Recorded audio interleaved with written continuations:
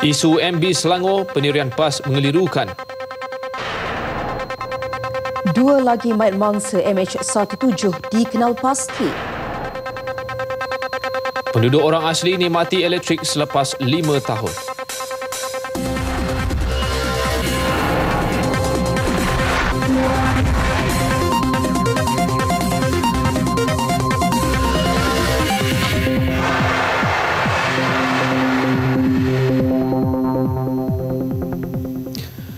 Assalamualaikum dan salam satu Malaysia. Anda bersama saya Wan Lukman Muafizol Dan saya Siti Munim Abdul Aziz. Ini berita yang baru diterima. Pucuk pimpinan Pakatan Pembangkang Sembulat Suara bersetuju untuk mencalonkan hanya Presiden PKR Datuk Seri Wan Azizah sebagai Menteri Besar Selangor yang baru. Dan keputusan mesyuarat yang berlangsung hampir sejam itu diumumkan oleh Ketua Umum PKR Datuk Seri Anwar Ibrahim. Pakatan Pembangkang juga akan membuat permohonan semula untuk menghadap Sultan Selangor bagi tujuan berkenaan. Dan sementara itu, Timbalan Presiden PAS Muhammad Sabu berkata parti itu akur dengan keputusan Timbalan Presiden PKR Azmin Ali yang turut disenaraikan PAS untuk memberi laluan kepada Datin Sri Wan Azizah. Alasan PAS tidak lagi menyokong Tan Sri Khalid walaupun telah mendapat perkenan Sultan Selangor Sultan Sharifuddin Idris Shah sebagai Menteri Besar adalah kerana Tan Sri Khalid bukan lagi ahli PKR. Diadakan pada hari ini mesyuarat yang berlangsung lebih kurang akan media yang hadir. Keputusan kepimpinan tertinggi PAS nyata membelakangi keputusan Majlis Syura yang diketuai Mursyidul Ampas Datuk Nik Aziz Nikmat yang memberi sokongan penuh kepada Tan Sri Khalid kekal sebagai Menteri Besar Selangor. Mengulas mengenainya, Datuk Nik Aziz akan mendapatkan penjelasan daripada Presiden PAS esok. Saya tak nak ajar orang penyokong PAS banyak mulut, panjang lidah. Tak ada pasal-pasal. Begitu, begini. Akhir sekali masalah semakin rumit. Beliau memberitahu pemberita di rumahnya di Pulau Melaka.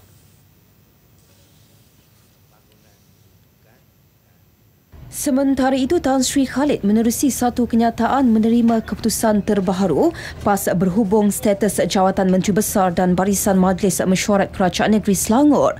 Bagaimanapun, beliau memutuskan untuk menghadap Sultan Selangor bagi mendapatkan nasihat baginda tentang kedudukannya sebagai Menteri Besar. Kemelut politik berlalutan di Selangor itu wajar dijadikan pengajaran bagi Barisan Nasional. Bagi Timbalan Perdana Menteri Tan Sri Muhyiddin Yassin, meskipun ia hanya melibatkan pentadbiran sebuah negeri, namun akibat perebutan kuasa, banyak perkara menerima kesannya terutama rakyat. Beliau yang menyifatkan apa yang berlaku sebagai satu drama berkata, kemelut panjang itu adalah sesuatu yang memalukan. Seronok kita tengok, walaupun orang Selangor juga menderita. Ya, kita tak nak support, kita nak sokong siapa, tak penting. Tapi look what is happening. Baru satu negeri rebut kuasa, gila kuasa. Betul tak begitu? Memalukan saja.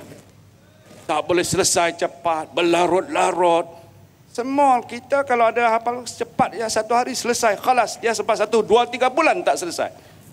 Tapi nampak banyak orang pandai-pandai sana tapi tak boleh menguruskan hal-hal politik. Kita tak nak mengata mereka lah. Mungkin itu juga satu pengajaran bagi kita. BN perlu mengambil pengajaran daripada perkara itu dan berusaha menjadi lebih baik dengan mewujudkan wow factor supaya terus mendapat mandat rakyat dengan berkhidmat sebaik mungkin. Beliau berkata demikian ketika merasmikan Perhimpunan Agung Kongres India Muslim Malaysia KIMA ke-38 di Pusat Dagangan Dunia Putra PWTC. Dalam pada itu, Tan Sri Muhyiddin memberitahu KIMA boleh membuat permohonan rasmi untuk diterima menjadi anggota komponen Barisan Nasional memandangkan peranan KIMA yang banyak membantu BN amat dihargai. Ketika merasmikan Perhimpunan Agung KIMA ke-38 di Pusat Dagangan Dunia Putra PWTC, Tan Sri Muhyiddin menegaskan perkara itu akan dibawa ke Majlis Tertinggi BN untuk diputuskan. Nak minta ahli KIMA masuk dalam local authority, boleh submit pada local government. Tetapi itu juga adalah kerana parti buat keputusan. Sama ada parti-parti komponen bersedia untuk bagi laluan. Itu boleh dibincangkan juga dalam Barisan Nasional. Peruntukan RM2 juta juga turut dilulus kepada Yayasan Kemajuan Islam Nasional Yakin untuk tabung pendidikan khidmat. Kelulusan dari pihak Belanda masih dinanti bagi membawa pulang baki jenazah mangsa MH17 ke Malaysia. Setakat ini jenazah 15 warga Malaysia dan seorang warga Belanda sedia dibawa pulang Jumaat ini. Menurut Menteri Pengangkutan Datuk Seri Leo Tiong Lai, tempoh dokumentasi berkaitan mangsa MH17 mengambil masa 5 hingga 7 hari untuk siap. Sekiranya dalam tempoh ini sampai ke 22 hari bulan, yang keselebih itu dapat disiapkan dokumentasi dan juga semuanya boleh di-release oleh pihak Hilversum Amsterdam, kerajaan Netherlands, maka kita boleh angkut balik sekali. Kerana flight Boeing 747 dia luas, boleh membawa banyak jenazah. Beliau merasmikan Perhimpunan Agung Tahunan Wanita MCA Selangor di Ibu Negara. Datuk Seri Dr. Leo juga berkata perincian mengenai Majlis Istiadat Penghormatan Penerimaan Jenazah Tragedi pesawat MH17 itu akan dimaklumkan Kementerian Pertahanan. Istiadat tersebut akan diadakan pukul 10 pagi di Kompleks Bunga Raya, Lapangan Terbang Antarabangsa, Kuala Lumpur, KLIA. Dalam pada itu, Menteri di Jabatan Perdana Menteri Tan Sri Joseph Kurut menjelaskan wakil agama yang terlibat bagi membantu upacara pengkebumian dan proses penghantaran jenazah ke kampung halaman masing-masing dikenal pasti. Ada mungkin jenazah yang apabila diberi penghormatan negara di Kuala Lumpur, di KLIA, mereka akan dikirim ke kampung masing-masing. Kami juga telah melantik wakil agama berkenan untuk menyambut mereka supaya orang itu diberi penghormatan mengikuti agama masing-masing. 10 keluarga sudah memberi persetujuan untuk mengadakan upacara pembakaian mayat di Belanda. Tan Sri Joseph bercakap kepada media pada Majlis Sambutan Merdeka Raya dan Pesta Keamatan Peringkat Daerah Klang. Segala persiapan istiadat penghormatan penerimaan jenazah tragedi MH17 di Kompleks Bunga Raya KLIA Jumaat ini lancar. Kesemua jenazah akan dibawa pulang menggunakan pesawat khas MAS Boeing 747.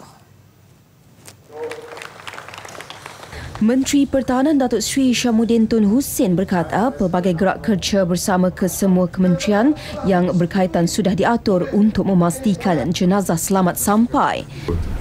Kumpulannya, satu untuk disemadikan dan dikebumikan di wilayah. Kumpulan kedua akan ke pesawat-pesawat yang telah disediakan oleh Angkatan Tentera, 2 C-130 dan 5 Nuri. Jenazah yang tiba di kampung halaman akan disambut oleh kepimpinan negeri masing-masing. Beliau ditemui pemberita dalam satu sidang media selepas merasmikan mesyuarat perwakilan UMNO bahagian Titiwangsa kali ke-29 di Pusat Dagangan Dunia Putra PWTC. 2 lagi mayat mangsa MH17 warga Malaysia dikenal pasti, menjadikan jumlahnya 26 setakat ini. Bagaimanapun belum disahkan bila mayat itu dapat diserahkan oleh pihak kerajaan Belanda dan perinciannya bersama Ivan di Amsterdam, Belanda. Ivan, dapatkah mayat kumpulan kedua dibawa pulang bersama dalam penerbangan Khamis ini, Ivan?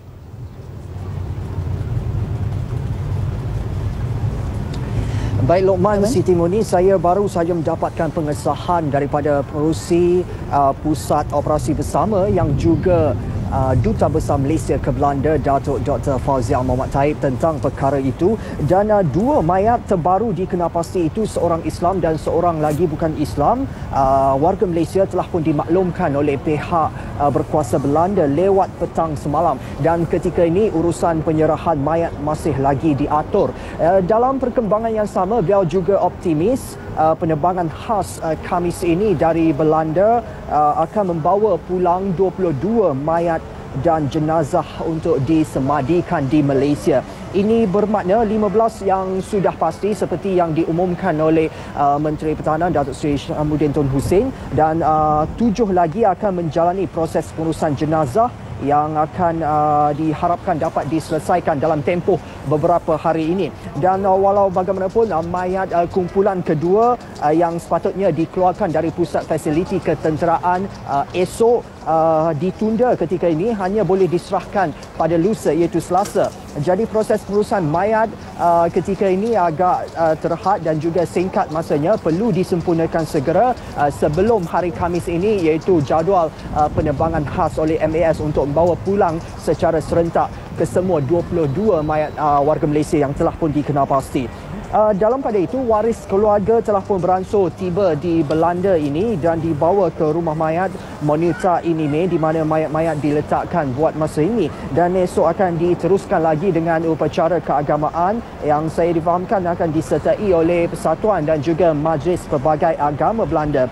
Kami masih lagi berpegang kepada prinsip 52 saat bertajuk Pesta Bogil di Teluk Bahang, Pulau Pinang tersebar di laman sosial memaparkan 9 lelaki dan 6 wanita melukis badan, menari serta mengadakan acara sukan dalam keadaan bogil di pantai berkenaan. Baru seminggu memulakan bulan tragedi MH17. Jadi saya ketika ini berada di lapangan terbang terbangsa Schiphol dan saya ingin juga bawakan tumpuan anda kepada senario di lapangan terbang terbangsa Schiphol ini yang operasinya berjalan seperti biasa, dan satu ruangan khas dinamakan sebagai Reflection MH17 disediakan oleh pihak pengurusan lapangan terbang terbangsa Schiphol ini bagi mengenang tragedi MH17, dan ruangan ini terus dikunjungi oleh penumpang dari seluruh pelosok dunia yang juga terkesan dengan apa yang berlaku. Dan saya juga sempat menemu bual dan bertemu dengan beberapa pengunjung di situ, dan ini kita dengarkan antara luahan mereka.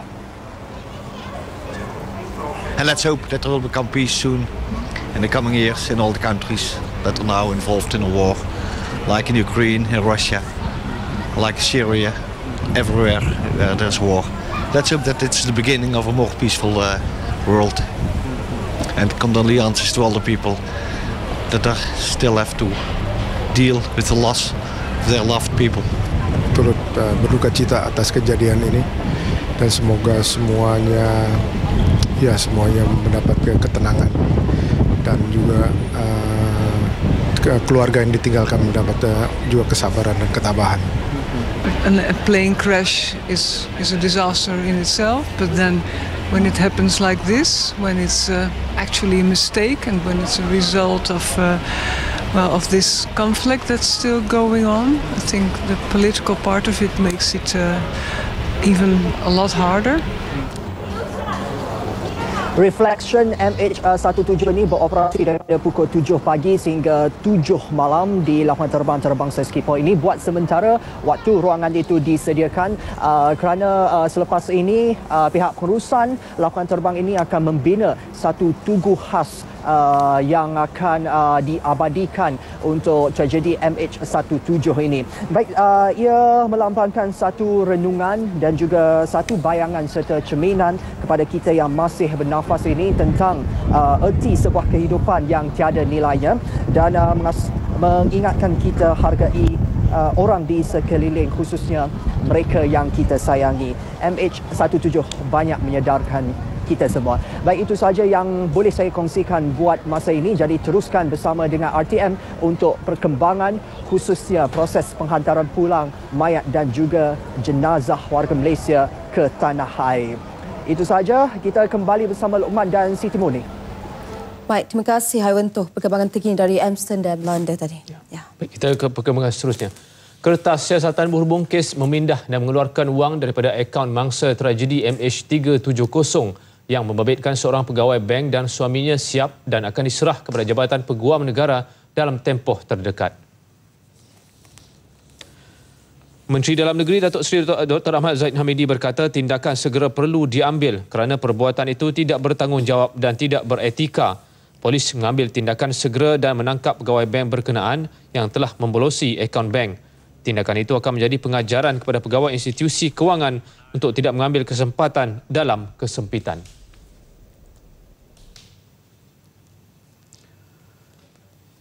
Konvoi sukarelawan Malaysia ke Gaza terus berdepan cabaran dan kekangan dalam perjalanan ke sempadan Rafah. Pagi tadi sebaik berlepas dari Ismailia, pergerakan konvoi terhenti di pos kawalan keselamatan Al-Khantarah Al-Syakriyah selebih 3 jam. Dan saudara, untuk mengetahui perkembangan di sana, kami menghubungi Wakil RTM Izham Hadi Siddiq yang turut serta dalam konvoi misi bantuan kemanusiaan ke Gaza. Pak Izham, apa sebenarnya yang berlaku ketika ini dan mengapa konvoi Kelab Putra 1 Malaysia KP1M terkandas berhampiran terusan Suez itu? Silakan Izham. Okey, baik. Sebenarnya memang konvoi misi bantuan kemanusiaan Malaysia ke Gaza ni berdepan dengan pelbagai cabaran dan dugaan sejak berada di Mesir pada 6 Ogos lalu. Jadi walaupun kami sudah diberi kebenaran untuk bergerak ke sempadan iaitu pintu Rafah, tetapi sepanjang perjalanan banyak pos-pos kawalan yang perlu kami tempuhi. Dan untuk pengetahuan anda semua, ketika ini kami berada di pos kawalan feri dan juga ketenteraan di Al-Khantarah Garab melalui proses dokumentasi dan juga pemeriksaan keselamatan. Okey. Penjelasannya, sepatutnya di awal tadi ada sejumlah 20 orang dibenarkan masuk sehingga ke sempadan Rafah dan seterusnya masuk ke Gaza.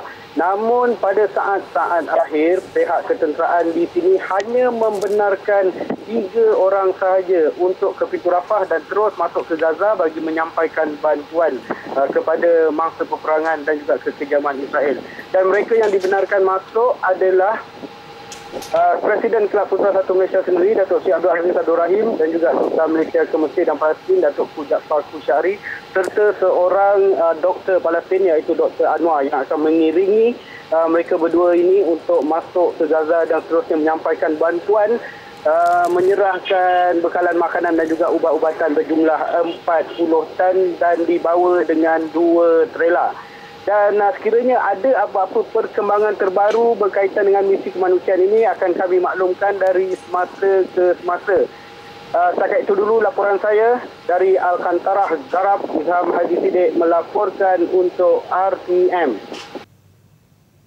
2 penganjur dan 3 peserta pesta sukan bogel di pantai Teluk Kampi, Pulau Pinang direman 3 hari sehingga Selasa ini bagi membantu siasatan. Kelima-lima mereka iaitu 2 wanita dan 3 lelaki dibawa ke Mahkamah Magistrate Georgetown kira-kira 11 pagi tadi. Kesemua mereka termasuk seorang rakyat Singapura berusia antara 24 hingga 57 tahun menyerah diri sekitar pukul 10.30 pagi dan 6 petang semalam. Menurut Ketua Polis Daerah Barat Daya Superintendent Lai Fahin, sehingga kini 7 daripada 15 individu yang disyaki terlibat dalam pesta itu ditahan. Pesta itu hangat diperkatakan apabila video berdurasi 5 minit 52 saat bertajuk Pesta Bogel di Teluk Bahang, Pulau Pinang tersebar di laman sosial memaparkan 9 lelaki dan 6 wanita melukis badan, menari serta mengadakan acara sukan dalam keadaan bogel di pantai berkenaan. UMNO bahagian Kinabatangan diketuai Datuk Bung Mokhtar Radin membuat 3 laporan polis di Ibu Pejabat Polis Daerah Kinabatangan terhadap 3 ahli parti pembangkang atas tuduhan yang dibuat mereka terhadap Perdana Menteri dan Sultan Selangor. Laporan pertama dibuat terhadap ahli Parlimen Padang Serai N. Surendran yang telah membuat tuduhan liar terhadap Perdana Menteri yang dikatakan campur tangan dalam pengurusan mahkamah untuk menjatuhkan hukuman terhadap Datuk Seri Anwar Ibrahim. Manakala laporan kedua dan ketiga dibuat terhadap S. Bobby Krishnan dan Hassan Karim yang mana melalui laman sosial Twitter masing-masing telah menghina Sultan Selangor, Sultan Sharafuddin Idris Shah bahawa telah bersekongkol dengan Tan Sri Khalid Ibrahim berhubung kemelut perebutan jawatan Menteri Besar Selangor baru-baru ini. Tegas Datuk Bong, siasatan perlu segera dilakukan kerana fitnah berkenaan juga merupakan satu hasutan untuk mengajak rakyat membenci Perdana Menteri selain menghina institusi raja di negara ini. Hari sama hampir 200 ahli wanita UMNO Kinabatangan. Di Kedah, 2 lagi laporan polis dibuat terhadap ahli Parlimen Padang Serai N. Surendran. Laporan pertama dibuat UMNO bahagian Pokok Sena. 2 pihak yang membuat laporan tersebut iaitu Setiausaha UMNO bahagian Muhammad Abdullah dan sebuah pertubuhan badan bukan kerajaan. yang berkaitan dengan satu isu yang telah dikeluarkan dalam YouTube yang kita lihat pada ini, iaitu yang dikeluarkan oleh ahli Parlimen Parang Serai N. Surendran, yang berkaitan mencabar sistem kehakiman negara dan juga memfitnah ke atas Yang Amat Berhormat Perdana Menteri Malaysia. Itu berkaitan dengan keputusan yang dibuat di mahkamah adalah ke atas di Datuk Seri Anwar Ibrahim adalah atas arahan Perdana Menteri. Itu adalah satu fitnah yang dibuat oleh N. Surendran. So kenyataan ini jelas menunjukkan bahawa satu penghinaan ke atas mahkamah telah berlaku, dan perkara ini tidak sepatutnya berlaku kerana N. Surendran merupakan seorang peguam. Beliau sepatutnya lebih arif, di mana kes-kes yang berkaitan dengan Datuk Seri Anwar, khususnya kes liwat di Mahkamah Tinggi maupun Mahkamah Persekutuan, segalanya ditentukan perturan oleh peguam negara. Tidak ada kena-mengena dengan keputusan daripada Yang Amat Berhormat Perdana Menteri. Sementara itu, Digitra UMNO bahagian Kubang Pasu turut membuat laporan polis berhubung isu sama. Laporan dibuat Timbalan Ketua UMNO bahagian Zulfitri Yaakob. UMNO bahagian Kubang Pasu meminta supaya N. Surendran ini didakwa di bawah Akta Hasutan, kerana kenyataan ini berunsur fitnah dan menyinggung perasaan semua rakyat Malaysia yang berfikiran waras, dan kita yakin supaya N. Surendran ini tidak terlepas daripada tindakan yang sepatutnya, kerana ini akan memberi pengajaran kepada setiap daripada rakyat Malaysia yang lain supaya berhati-hati di dalam mengeluarkan kenyataan. Undang-undang berkaitan perlu dikaji semula bagi memastikan laman sosial seperti Facebook tidak disalahguna untuk tujuan menghina atau mengaibkan seseorang. Menteri Besar Kedah Datuk Seri Mukhriz Tun Mahathir berpandangan perkara itu perlu dipandang serius memandangkan penyalahgunaan media sosial semakin berleluasa sehingga boleh menggugat institusi raja. Mungkin sudah tiba kita lihat undang-undang yang sedia ada, bagaimana kita nak pindah supaya ia relevan kepada masa ini. Sebab kegunaan internet itu sedemikian dan macam-macam cabaran seperti itu yang kita hadapi. Jadi takkanlah tak ada cara untuk kita mengawal keadaan ini. Kerana kalau kita biarkan, di lama kelamaan saya ingat dah jadi tunggang terbalik lah dunia ni. Apa agenda di sebaliknya sekiranya ada. Betul ataupun tidak, ataupun kalau tidak pun tepat ataupun tidak. Kadang-kadang itu sebahagian yang betul, sebahagian lagi yang tidak. Beliau turut mengingatkan rakyat supaya lebih peka dan sensitif dengan maklumat yang diterima melalui laman sosial. Datuk Seri Mukhriz menyatakannya selepas merasmikan mesyuarat perwakilan UMNO bahagian Teluk Kemang di Port Dickson. Mahkamah Magistrate Kuala Terengganu menjatuhkan hukuman penjara 12 bulan dengan denda RM197,420 atas kesalahan menyimpan pelbagai jenama rokok putih dalam sebuah stor simpanan. Hukuman tersebut diputuskan terhadap tertuduh Masri Sulong selepas mengaku bersalah di bawah Seksyen 135-1-D Akta Kastam 1967 memiliki rokok putih pelbagai jenama bernilai RM109,742. Mengikut fakta pertuduhan, tertuduh pada 27 Januari lalu jam 6.45 petang di sebuah stor simpanan di Kampung Beladau Kolam, Kuala Terengganu menyedari dengan sengaja menyimpan pelbagai jenis rokok putih yang salah di sisi undang-undang. Dalam serbuan khas yang dilancarkan pihak Kastam Terengganu, 13,200 kotak rokok putih pelbagai jenama termasuk 256 kartun rokok kreatif ditemui dalam stor terbabit dikenal pasti untuk dijual kepada pihak tertentu. Tertuduh 37 tahun ketika ditahan di kediamannya selepas gagal meloloskan diri mengaku rokok pelbagai jenama adalah miliknya untuk bekalan sekitar bandar Kuala Terengganu. Pertuduhan kes dijalankan Pegawai Pendau Raya Muhammad Zaizul Azli Muhammad Zain manakala tertuduh tidak diwakili mana-mana peguam bela.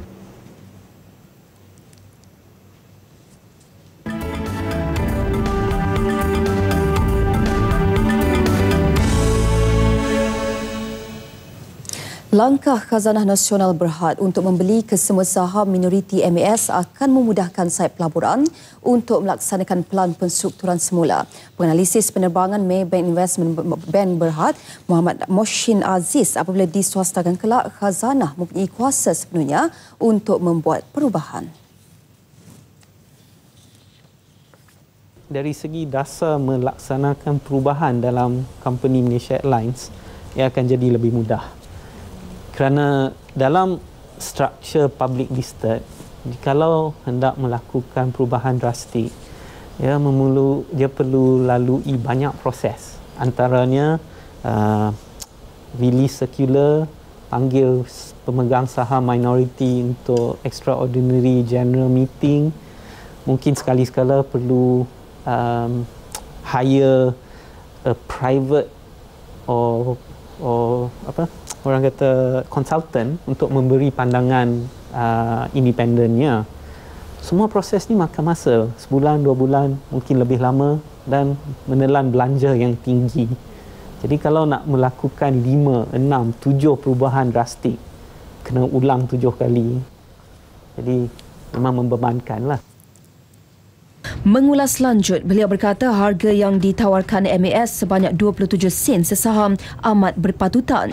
Ini kerana berdasarkan analisis harga pasaran berpandukan nilai aset semasa yang dijalankan Maybank Investment, harga MAS adalah 25 sen sesaham.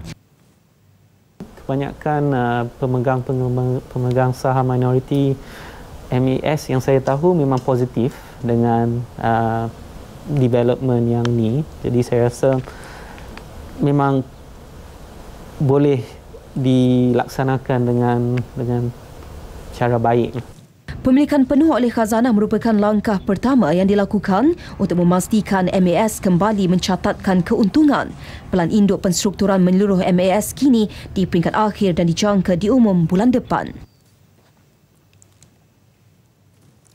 Perubahan luar biasa perlu dilakukan MAS bagi membawanya keluar daripada kemelut kewangan yang dihadapi ketika ini.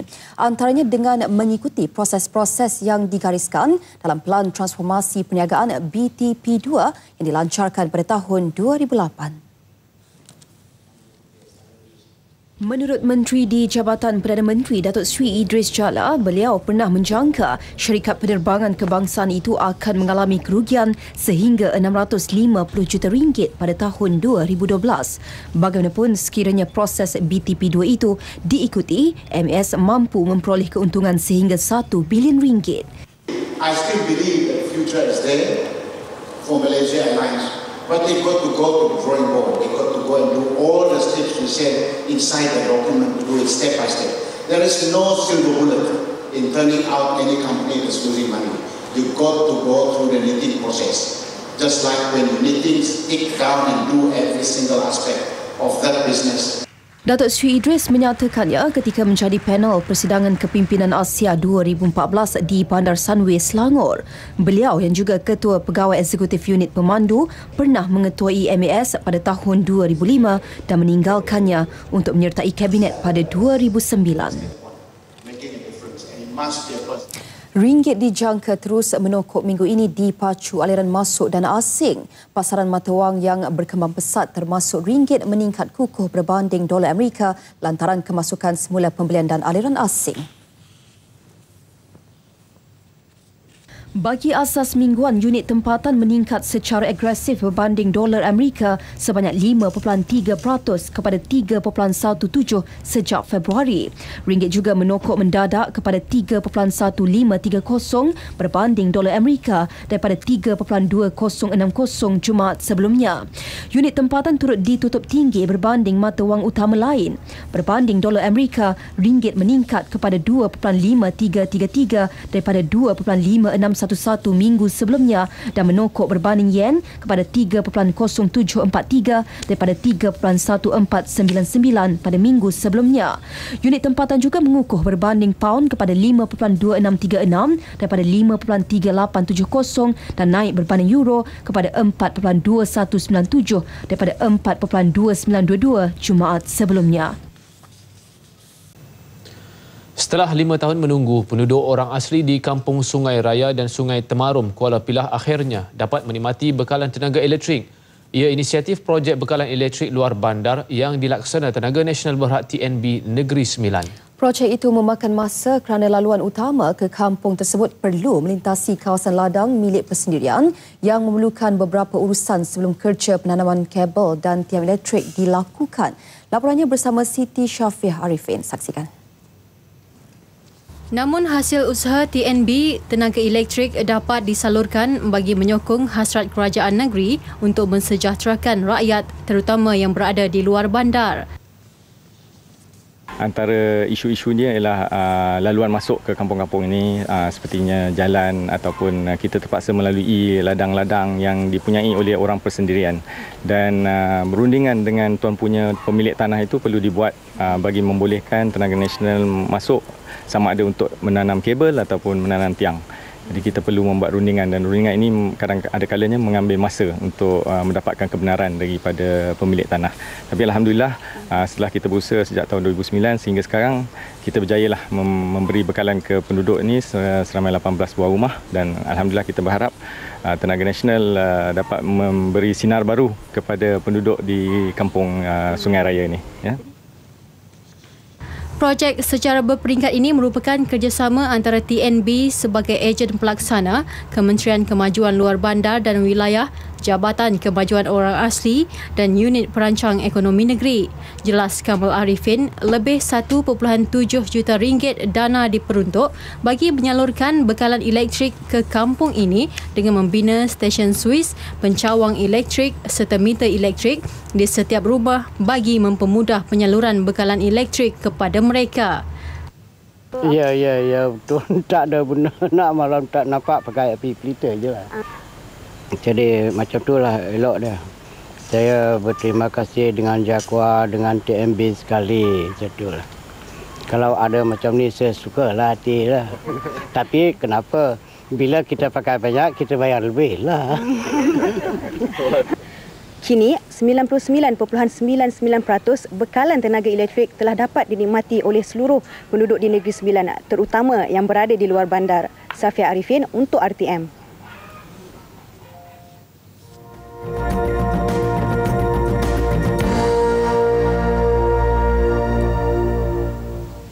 Baik, saudara, berikut saksikan rangkuman dunia malam ini.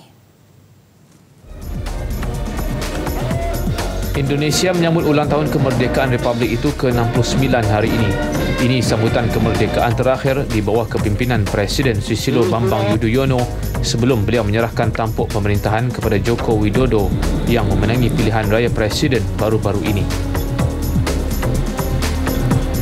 Di Pakistan, puluhan ribu penunjuk perasaan terus berhimpun di tengah-tengah kota raya Islamabad bagi mendesak peletakan jawatan Perdana Menteri Nawaz Sharif. Polis menganggarkan kira-kira 60,000 orang menyertai rapat umum itu. Situasi terkini di negara itu membangkitkan persoalan mengenai kestabilan Pakistan ketika kerajaan masih bergelut untuk memerangi kuat militan. Gubernur Missouri, Jay Nixon, mengisytiharkan undang-undang darurat dan perintah berkurung di daerah Ferguson. Ekoran kerusuhan yang tercetus selepas seorang remaja kulit hitam ditembak mati oleh polis. Siri bantahan terhadap insiden itu juga telah menular ke Los Angeles dan New York. Mangsa Michael Brown, 18 tahun maut, terkena tembakan pada 9 Ogos lalu.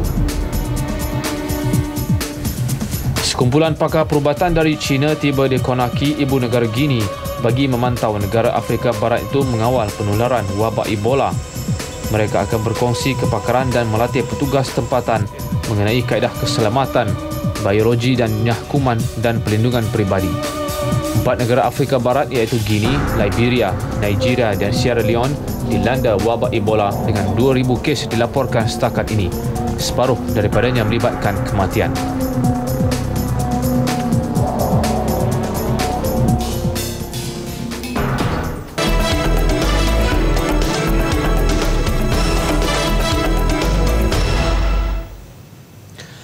Kegagalan pengurusan Persatuan Badminton Malaysia BAM merangka strategi jangka panjang merupakan antara punca mengapa negara kekurangan pemain pelapis berwibawa.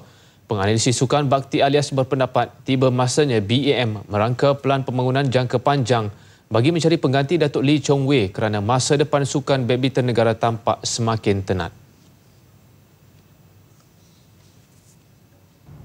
Ketiadaan pemain pelapis yang mampu menggantikan Datuk Lee Chong Wei begitu meresahkan peminat badminton tanah air. Lebih memburukkan keadaan, isu dalaman persatuan dan percakaran lidah di antara jurulatih dan pihak pengurusan tertinggi BAM terus berpanjangan di samping sikap tuding jari mencari kesalahan jurulatih menjadi tradisi yang tidak wajar diteruskan. Editor Sukan Bernama TV yang juga penganalisis acara badminton Nur Bakti alias tanpa berselindung kecewa dengan pengurusan BAM yang masih ditakuk lama. Malah pelan pembangunan dan pengurusan lemah BAM di Kecam Bakti yang mahu badan induk sukan badminton negara itu segera bangkit menyelesaikan segala masalah dalaman. Pengurusan BAM ni ada masanya seseorang pemimpinnya akan berada dalam tempoh yang agak singkat. So mereka mahu kejayaan berada pada waktu mereka supaya orang akan lebih mengerti kepimpinan mereka. So untuk mereka semua tu nak cepat. Jadi secara tak langsung akan beri tekanan kepada jurulatih bila masa dalam kegairahan pemimpin BM ni nak kejayaan, mereka akan campur tangan. Kan? Sehingga mengganggu perancangan jurulatih itu sendiri. Pengurusan lemah persatuan menyebabkan sukan badminton negara terus-menerus dilanda kontroversi. Terbaru, sikap pemimpin persatuan yang gemar menuding jari kepada jurulatih dan pemain kerana gagal beraksi baik di Sukan Commonwealth bulan lalu. Bakti turut berharap budaya menyalahkan pihak lain tidak berterusan bagi memastikan misi utama mencipta jago dunia seperti Datuk Lee Chong Wei akan mampu tercapai. Hakikatnya yang saya nampak selepas tahun pengurusan Tengku Mahathir ni, saya rasa masih tak nampak sesuatu struktur yang steady. Saya dengar sebelum dia masuk ada nak buat perubahan struktur dalam BM. Tapi sampai sekarang saya tak nampak pun strukturnya. Tanyalah jurulatih, mereka sendiri tak tahu. Sebab tu saya rasa jurulatih dengan pemain pun kadang-kadang terpinga-pinga. Apa untuk mereka sebenarnya? Tak nampak yang struktur di media dia cakap lain, tapi hakikatnya dalam BM sendiri tak nampak apa benda. Untuk rekod, Malaysia gagal mempertahankan pingat emas acara perseorangan lelaki di Sukan Commonwealth buat pertama kali sejak 1990 akibat kegagalan Liu Deren dan Chong Wei Feng di pentas suku akhir. Perkembangan saingan Piala Malaysia 2014, pasukan berstatus kelab Felda United pastinya mahu memanfaatkan peluang beraksi di halaman sendiri dalam misi mencari kemenangan sulung menentang JDT 2 Selasa nanti. Namun pengendalinya Irfan Bakti Abu Salim mengingatkan anak-anak buahnya agar tidak memandang mudah pada lawan yang tewas dalam aksi terdahulu. Berjaya mencuri satu mata berharga ketika bertandang ke Stadium Jalan Besar bertemu Lions 12 minggu lalu. Felda United tampak berpeluang meraih kemenangan pertama. Jurulatih Felda United Irfan Bakti yang ditemui pada sesi latihan di Bangi jelas mahu pemainnya terus fokus dalam aksi seterusnya. Setiap perlawanan pemain-pemain tidak harus memandang rendah, tidak harus complacent, tidak harus ambil mudah. Saya mengharapkan pemain-pemain lebih serius. Kalau kita lihat semalam MU kalah home setelah memenangi 7 perlawanan pre-season. Jadi ini satu kejutan. Jadi kita tak nak kejut macam itulah. Kerana walaupun kami pernah 2 kali bermain dengan JDT, segi kedua-dua perlawanan, untuk Piala Malaysia ni different ball game. Jadi saya minta pemain lebih serius, lebih fokus terhadap perlawanan itu untuk 3 mata. Bekas jurulatih Selangor dan Terengganu ini turut memberikan bayangan akan merombak pasukan khususnya di bahagian tengah bagi memastikan 3 mata berjaya dijelmakan. The Fighters kini berada di tangga kedua kumpulan A di belakang juara bertahan Pahang dengan pungutan 1 mata. Aksi kedua Felda United menentang JDT 2 akan berlangsung Selasa ini di Stadium Majlis Perbandaran Selayang. Perlumbaan Red Bull Air Race 2014. Selepas kecewa di Putrajaya, juruterbang sulung negara yang beraksi di dalam kategori Challenger Cup Datuk Halim Othman tidak mengecewakan apabila meraih podium sulungnya di Ascot semalam.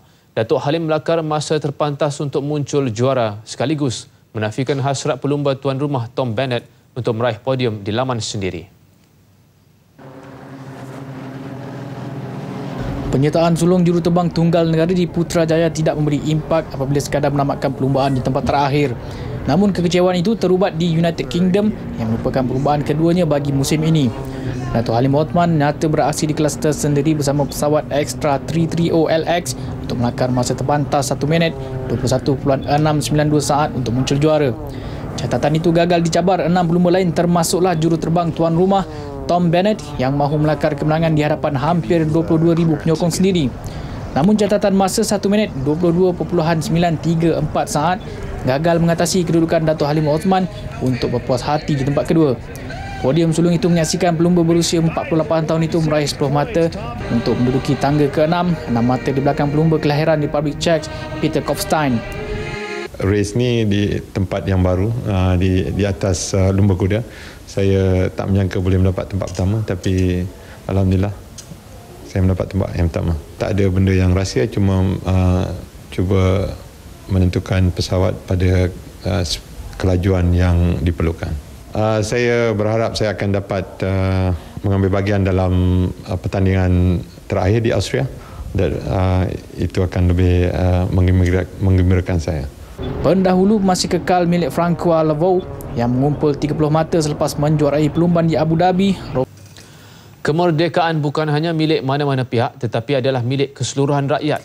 Menurut Profesor Madya Dr. Syahrudin Badaruddin dari Fakulti Sains Pentadbiran dan Pengajian Polisi UiTM, menyemarak rasa cinta terhadap negara dan cara meraihkannya perlu datang daripada inisiatif rakyat itu sendiri. Kemerdekaan bukan saja milik sesuatu pihak, tetapi kemerdekaan itu adalah milik rakyat. Bagaimana nak translate itu, dan bagi saya kalau kita berjaya mentransformasikan minda rakyat bahawa kemerdekaan bukan saja dirayakan oleh top down tetapi oleh rakyat sampai ke atas, maka kita akan berjaya menghidupkan suasana kemerdekaan itu.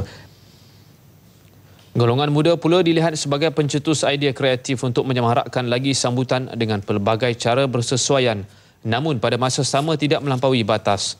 Beliau turut menyifatkan tema Hari Kemerdekaan kali ini cukup berbeza. Malaysia, di sini lahirnya sebuah cinta, merupakan usaha menyemai rasa cinta dan bersatu ketika negara berdepan impak besar, rentetan musibah tidak terduga, insiden MH370 dan MH17 baru-baru ini. Kita lihat memang uniklah. Selalunya tema-tema itu bertemakan perpaduan, bertemakan patriotik, bertemakan nasionalisme, bertemakan bermacam-macam tema yang berbentuk kenegaraan. Tetapi tahun ni dia buat suatu tema yang agak berbeza, tetapi bagi saya maknanya sama. Dr. Syahrudin menjadi tetamu dalam program Platform 10 Pagi di TV1. Dahulu bidang ini hanya dianggap sekadar aktiviti untuk suri rumah mengisi masa senggang. Namun seiring keperluan semasa, seni sulaman kini bukan sekadar hobi tetapi mampu menjana pendapatan lumayan. Selain sulam kerawang, sulam bunga timbul, sulam ribbon, ada satu lagi teknik terbaru menyulam dengan lebih cepat iaitu sulaman tambur. Saksikan.